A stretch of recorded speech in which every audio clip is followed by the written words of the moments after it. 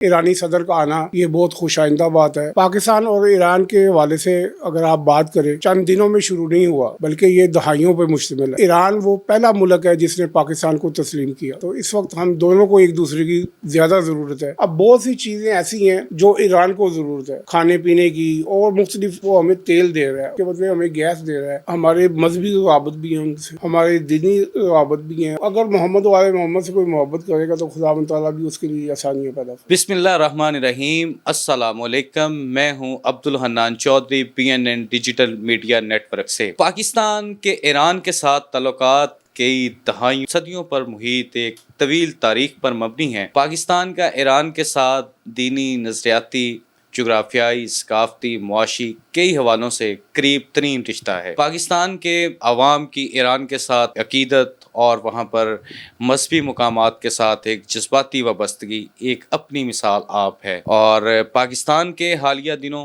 Iran के सदर इब्राहिम रईसी ने पाकिस्तान का दौरा किया, जिस पर पाकिस्तान में एक बड़ी ज़बरदस्त पजीराई मिली। ईरान और पाकिस्तान के दरमियान जो सनती कारोबारी मुआहदे, गैस पाइपलाइन और दूसरी चीज़ों की बाज़गश्त भी सुनाई। ईरान के पाकिस्तान के साथ ताल्लुकात वो सफारती हों, मुआशी हों और नज़रियाती हों, वो पाकिस्तान के लिए और खित्ते के लिए किस हद तक दूररस नताइज मुरतब कर सकते हैं। इसी मौजू पर अहम तरीन गुफ्तगू के लिए आज हम मौजूद हैं पाकिस्तान के बहुत बड़े दानश्वर, चेयरमैन इंटरनेशनल इस्लामिक कम्युनिटी गुल मोहम्मद मिर्ज़ा साहब के साथ उनकी रहायशगाह पर।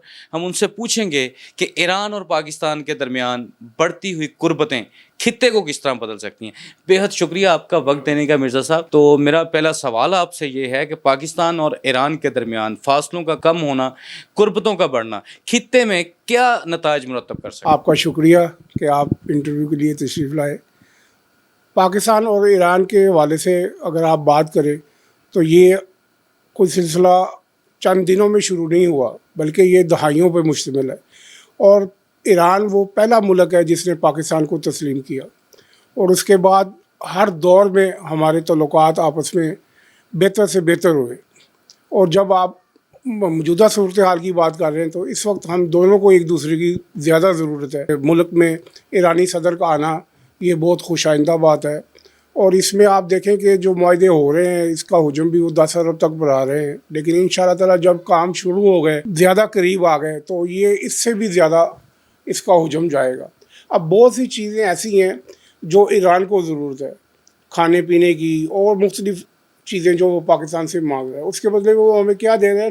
वो हमें तेल दे रहा है, उसके बदले हमें गैस दे रहा है, उसके बदले हमें बहुत सी चीज़ें जो है ना, जो हमारी ज़रूरत है, जो हम डॉलरों में लेते हैं, वो हमें चावल और अजनास के बदले मुहैया है।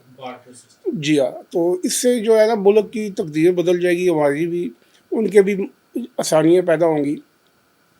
तो दोनों मुल्कों को यही चाहिए कि वो अपने हालात को देखें और उसके मुताबिक ख़ुद फैसले करें। अब आप देखें कि ईरान में गुज़िश्ता कई दहाइयों से पाबंदियाँ हैं, लेकिन वो फिर भी सर्वाइव कर रहा है। इसी तरह हमें भी चाहिए कि हम पाकिस्तान की बेहतरी के लिए फैसले लें। मेरा दूसरा सवाल मिर्ज़ा साहब आपसे ये है, ईरान और पाकिस्तान के लोगों आपस में उनके जो ताल्लुकात हैं या एक दूसरे के बारे जज्बात हैं वो कैसे हैं? ज़रा आप अपने मजहबी नज़रियाती नुक्ता नज़र से रोशनी डालें। जी देखें, ये वाहिद मुल्क है जिसमें जो मिल्लत ब मिल्लत वो तो जाए ईरान में, तो वो ये कहते हैं कि हम सिर्फ दौलत ब दौलत दोस्त नहीं, मिल्लत ब मिल्लत दोस्त हम।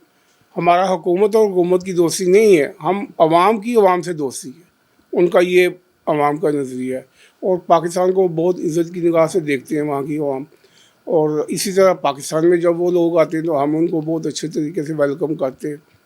और आप देखें कि अवामी सतह पे भी दिली मोहब्बत है। और जो आप अगर हिस्ट्री आके देखें तो हुकूमत की सतह पे भी, ख्वाह कोई भी हुकूमत हो, उसमें जो है ना पाकिस्तान के साथ भरपूर ताउन किया, और हमने भी उनके साथ किया।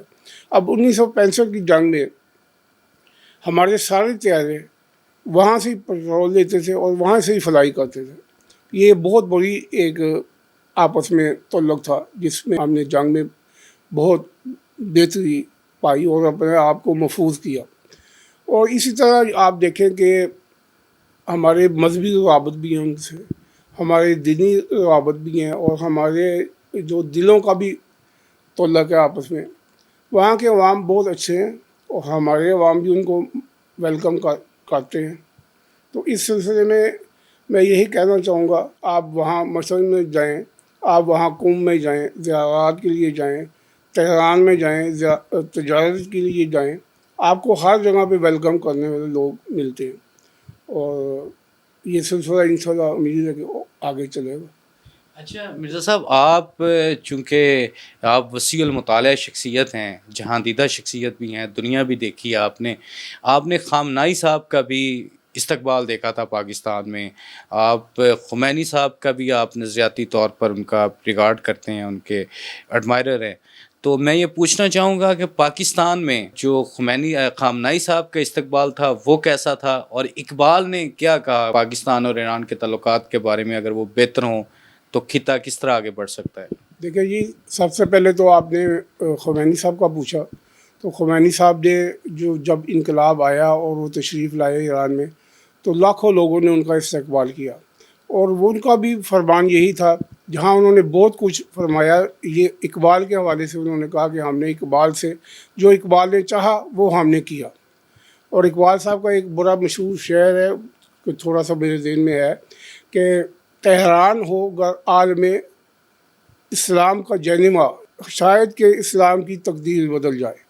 کچھ اس مفہوم کا شعر ہے ان کا، جو انہوں نے کہا کہ اگر تہران مرکز بن جاتا ہے عالم اسلام کا تو اس سے جو ہے نا بہت ترقی ہوگی. اور اب آپ دیکھیں کہ یہ ترقی تقریباً سب لوگ اسی طرح جا رہے ہیں. اب دوسرا آپ نے پوچھا ہے کہ استقبال پاکستان میں بہت بڑا استقبال ہوا آغا علی خامنہئی کا. تو اس وقت ہم بھی جوان تھے اور ہم بھی اس استقبال میں شامل تھے. حتیٰ کہ اس وقت کے ہم نوجوانوں نے کوشش کی کہ ان کی گاڑی کو اپنے ہاتھوں پہ اٹھا لیں. جی، لیکن وہ پھر سیکورٹی کی وجہ سے وہ ہمارے کمانڈروں نے دیا. جی ہاں، تو وہ پھر کمانڈروں نے اس کی اجازت نہیں دی اور وہ حصار جو ہے وہ ختم ہو گیا. اور اس کے بعد اس وقت کی جو تھے جب یہ تشریف لائے تو ان کا ایک فقید مثال یہاں پہ استقبالیہ بھی دیا گیا سارا باغ میں، اور بہت اچھے طریقے سے اور بڑی عقیدت سے ان کو جو ہے نا وہ ویلکم کیا گیا. مرزا صاحب، آخری سوال میرا اور بڑا اہم سوال آپ سے یہ ہے، آپ نے خامنائی صاحب کے استقبال کے بارے میں بتایا، بلکہ آپ نے اپنی اس جوانی کا ذکر بھی کیا کہ آپ ہاتھوں پہ گاڑی اٹھانے لگے تھے خامنائی صاحب کی. تو ایران سے اتنی انس، محبت، عقیدت، اس جذباتی وابستگی کی وجہ کیا ہے؟ باقی اسلامی ملک بھی تو ہیں نا. ایسا ہے کہ تمام اسلامی ممالک سے پاکستانی عوام کی محبت ہے، لیکن ایران میں جو خاصیت ہے وہ یہ ہے کہ یہ محمد و آل محمد کے ماننے والے ہیں اور اس عقیدے پہ پختگی سے قائم ہیں. اور دیکھیں کہ اتنی پابندیوں کے باوجود بھی انہوں نے اس سلسلے کو جاری و ساری رکھا ہوا ہے. اور وہاں پہ جو امام علی رضا کا روضہ آپ جا کے دیکھیں کہ انہوں نے کتنے عقید و احترام سے جو ہے وہ اتنا وسیع العرض بنایا. اور اسی طرح جب اب ان کے تعلقات سعودی عرب سے بہتر ہوئے ہیں تو اس وقت بھی انہوں نے صرف ایک ہی انہیں سوال کیا ہے کہ جو ہے نا آپ خانوادہ رسول کی جو مزارات ہیں ان کو بنانے کی اجازت دی جائے، اور ان کے علاوہ جو ہے صحابہ کرام کے بھی مزارات وہاں پہ ہیں ان کو بھی بنانے کی اجازت دی جائے. تو یہ ان کی جو عقیدت ہے محمد و آل محمد سے، اس کی وجہ سے ہم ان کی زیادہ قدر کرتے ہیں. اور دیکھیں شاید کیا خوب کہا ہے کہ محمد سے وفا تو نے تو ہم تیرے ہیں، یہ جہاں چیز ہے کہ لوح و قلم تیرے ہیں. تو جو اگر محمد و آل محمد سے کوئی محبت کرے گا تو خداوند تعالیٰ بھی اس کے لیے آسانیاں پیدا فرمائے. محمد و آل محمد سے جو محبت کرے گا خداوند اس کے لیے آسانیاں پیدا کرے گا. مرزا صاحب کی گفتگو میرے خیالات کو، میرے ذہن کو بڑی دور تک لے گئی. امام علی رضا علیہ السلام کا مشہد میں مزار اقدس ہے، ان کا ذکر کیا مرزا صاحب نے. تو وہ تو کائنات کا بہت بڑے بادشاہ کا دربار ہے، لوگ کہتے ہیں، دنیا مانتی ہے. تو مرزا صاحب نے بھی ایک شعر پڑھا، میں بھی اقبال کی ایک ربائی ہے شاید میں اس کے ساتھ اپنی گفتگو کا اختتام کروں گا. وہ مرزا صاحب کے ہی جذبات کی عکاسی ہے.